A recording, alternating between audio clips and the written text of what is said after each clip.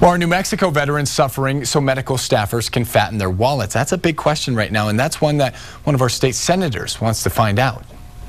I'm outraged by what I'm hearing. U.S. Senator Tom Udall says a dozen veterans contacted his office saying they're not getting proper care from the VA. The feds are already investigating VA hospitals in neighboring states for hiding long waits for treatment. In Phoenix, there are claims up to 40 patients died while waiting for care. Money could be the problem because VA executives give big bonuses if they can prove patients got timely care.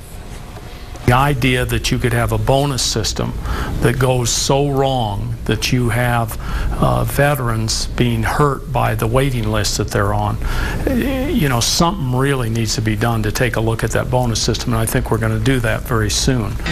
Well, and you should know a number of veterans told us they've received excellent care from the VA. Udall has a link on his website to report concerns. We have a link to that at KOAT.com under As Seen on 7.